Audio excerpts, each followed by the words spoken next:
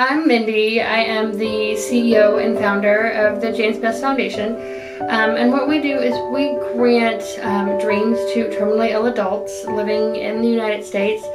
And with Gloria here, we received her application. Her wish was to go home to see her family. And all I did was just get online on Facebook and I posted the dream. And amazingly for me, the dream was fulfilled. Someone had donated the funding. So we worked it out. We verified with Dr. Prescott that she was able to go and travel by herself, and worked out the dates and all of that. And so we have the dates. She's leaving on the 1st of July and coming back on the 22nd. Hi, my name is Gloria de Jesus. And I am her husband, Jesse D. Jesus. Last September, she was diagnosed. first we talked in the phone before we met. And then we went at the party. Because I'm not talk English so well. And She thought I worked at McDonald's. Huh? yeah, I said, no, I'm a printer. your mom told me. Well, he works at McDonald's. What the hell is that? He said, no. We got married. We had a civil service at the Brooklyn courthouse. And then we had a small reception at the house. When we were in New York, okay, she was working. I usually sit in the front of the train car. And it was going into DeKalb Avenue. She had to take the RR and got off at DeKalb Avenue to get our train. This is when we were living in Ship's Head Bay, Brooklyn. Okay, I'm going into DeKalb. I see her over there, and the train station. So I had to walk from train to train to train to get to where she was sitting. Then I get to the car. I see her sitting down. Okay, I see her sitting down, and then I go right next to her. I said, "Well, what are you doing here?" And she looked totally. She said, "Honey." It was such a joy. She was so happy to see me. I'll never forget how happy that face looked. When your birthday, I have a party for you here, and you surprise when you come in. Yeah, and then your friends is coming. I wasn't expecting that. Eddie, and I have a balloons organized there. And happy birthday. He's happy. She was so pleased that we got this picture. We had such a good time. It was about 4 years ago. I went to Gatlinburg. And we just did this as spur of the moment. This is September. We didn't make any reservations. We went and just got a hotel. And we went there, we drove there, we stopped and got a hotel, and we had a nice time. Last September, she was diagnosed. When I found out the doctor told me it's cancerous, I was driving and I was shocked. And I had to stop and cry. And I had to become calm and going home. And I called my husband, and he knows already. And I break down. The doctor I said, why? I asked to God, why me? So later on, it's hard and emotional. I cry every day. I didn't show my husband, but his cancer is making me scared.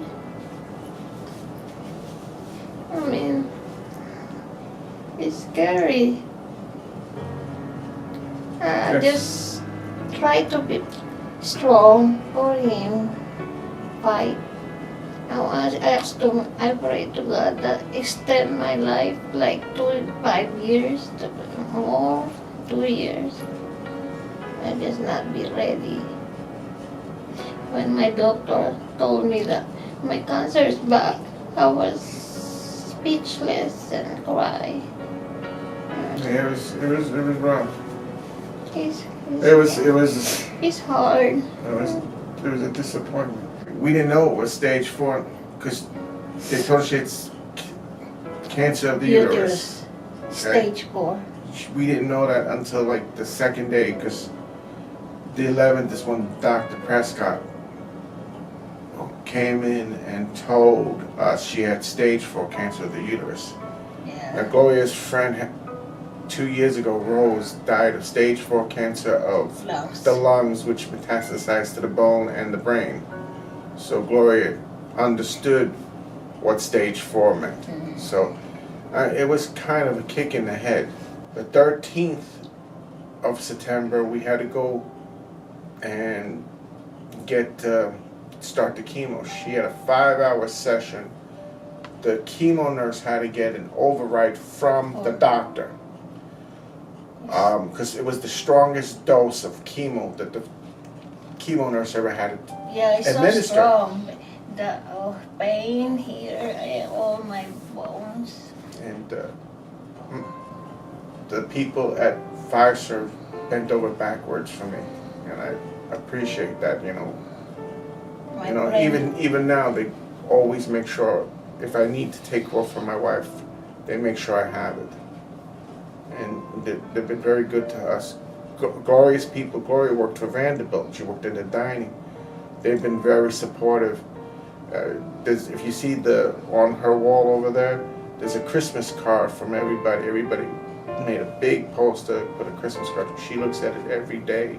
And send me a flowers Sent card. the flowers, the big teddy bear. Teddy bear. We've had a lot of support from friends. Most of our family. She has some family in Jersey and in Florida. Most of mine's in New York. I have no family here. So In Nashville. it's been basically friends been helping. They've been very supportive. September of last year was probably the darkest time. Went from her being her normal self within a matter of weeks to being deathly sick. Middle of October, after the second chemo, she started getting stronger. Fluid, you can see the Going fluid down. started going down. You see the water. She started losing her hair, and then she was scheduled for the total hysterectomy on November 20th. Okay. Our doctor, Dr. Lauren Prescott, and her staff, God bless them. Dr. Prescott was pregnant. Okay, was scheduled to have the baby on the 21st. Okay, she said unless the baby decides to come right away, she's going to do the surgery. Okay, here she is, the day before she gives birth. She did the surgery. God bless that woman. Dr. Prescott, after the surgery, it was about 5-hour surgery, comes out, she's smiling. She goes, the chemo did good. Okay, she said Gloria took really well to the chemo. She's removed everything. We had the scan 5 weeks ago now, and she said the cancer had come back. She said she's got some nodules in her chest, fluid around the abdomen again, and there's some growths on the lymph nodes. Now, we all knew this was a possibility. We were kind of hoping it would be a little bit more down the line to have a little more time, but it didn't work. I can't picture my life without her. She's my rock. Any strength I have is from her. She is my rock. I mean, so do I. I don't want to leave my husband. And we've been together so long. We've been together half our lives. It's like I said, whatever time, and we still argue. Yeah, this is my sickness. I have to fight. We still argue because she's still stubborn as a wolf. We just try and be as normal couple as possible. Except, we got limitations. I couldn't. My older brother Dennis. He died. He died. I couldn't leave my wife. Right after the chemos. Just had the surgery. I know, but thank you for you didn't leave me. I couldn't leave her. There's nobody I could have got to watch her. But myself. And I couldn't leave her. Sometimes some of the family doesn't understand that. I could not leave my wife at the moment. Now they're probably gonna say, "Oh, you're letting her go to the Philippines." I'm letting her. No, she has the right to go see her family. And I'm so grateful for Mindy Bess and the foundation, the James Bess Foundation, for letting her be able to see her family. 'Cause this will probably be the last time to see the family. Thank you. Right now, my focus is on her, period. Nothing else counts. You know, maybe because we're married too long. You know, you see all these people get married left and right. And, you know, I don't know how they could do that. You know, some days, you know, when you get married to someone, you don't. You know, it's like same old, same old.